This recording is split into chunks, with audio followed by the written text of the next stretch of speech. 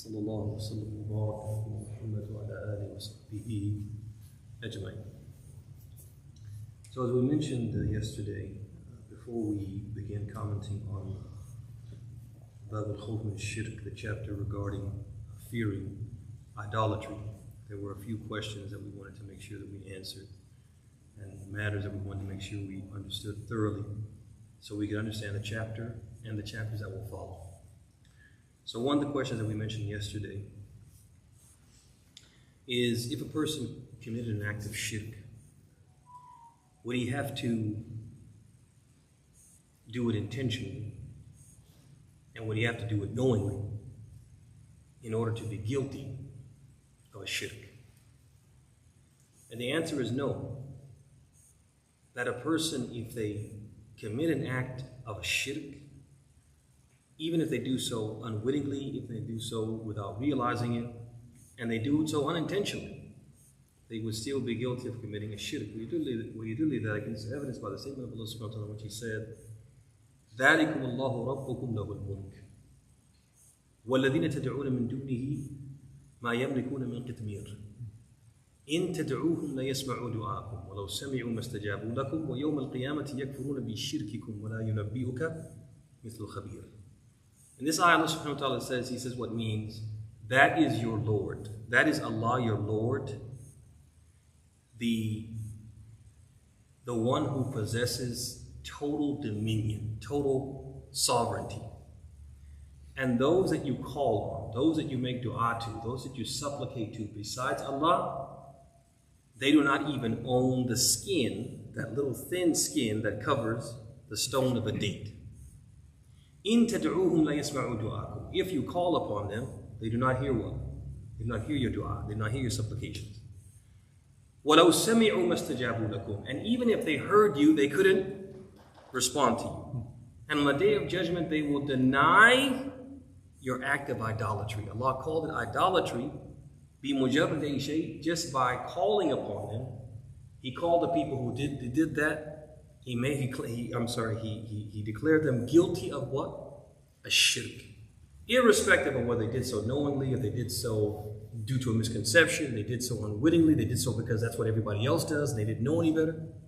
Like, also we have the hadith, Kitaabu Al-Tawheed Chp, on the authority of Adi bin Hatim.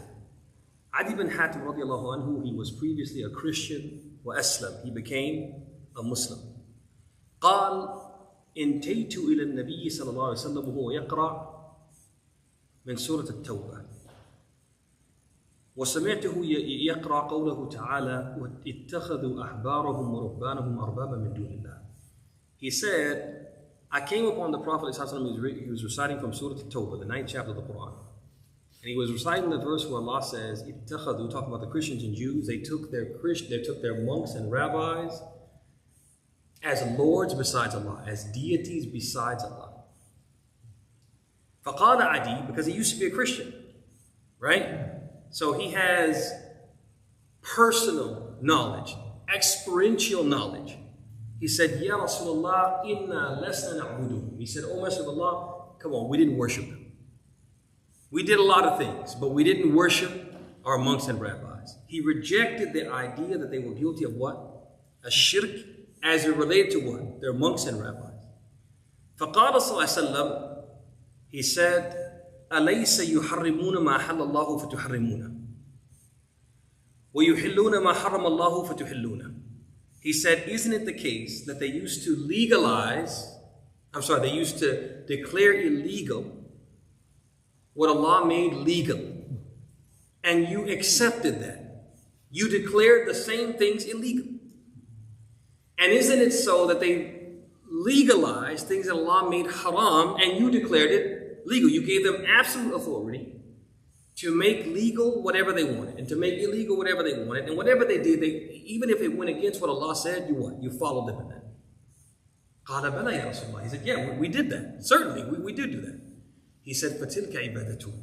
He said, in this way you worship them. So notice, Adi is adamant that they didn't do that. He was adamant and certain they hadn't committed a shirk, and the Prophet said, what? No, you did. You were guilty of it. طيب, there's one other thing I want to mention on this point before we close out, and that is this. What we can take from this ayah and from this hadith is a very important qaida that the scholars have mentioned. And that is, لَيْسَ كُلُّ مَنْ وَقَعَ فِي شِرْكٍ وَقَعَ الشِّرْكُ عَلَيْهِ. لَيْسَ كُلُّ مَنْ وَقَعَ فِي شِرْكٍ وَقَعَ الشِّرْكُ عَلَيْهِ. Not every person who commits an act of shirk can be labeled a mushrik, an idolater. So a person, the act itself, they're guilty of that. You call upon other than Allah. Call upon other than Allah and ask to do something that only Allah can do. Or you call upon them to do something only Allah is capable of. That's what? That's shirk. But a person may do that out of ignorance. A person might do that inadvertently. They might do it because what? Because that's a social norm. Where they come from, everybody does that. And they've normalized it, and even people with big turbans and who we consider to be knowledgeable, they tell us what? They tell us to do that. So we have the misconception, we are under the impression that's the right thing to do. The act itself is shirk, but they may not be, because of their ignorance or because of the misconception, they may not themselves be mushrikun. But we have to understand that the act itself is shirk. They're guilty of what? A shirk, and they are what? Fi khatar. They are what? In danger. They are in danger because they're doing something which Allah said, Inna Allah la yaghfir an yushraka bihi, which Allah described as the unforgivable sin. There were more questions that we had from yesterday. We'll stop there and then we'll pick it up not tomorrow, but the day after tomorrow, inshallah ta'ala. May Allah subhanahu wa ta'ala make us from those who listen to the talk and follow the best of it. هذا وصلى الله وسلم وبارك محمد وعلى آله وصحبه أجمعين وجزاكم الله خيرا. He said, ليس كل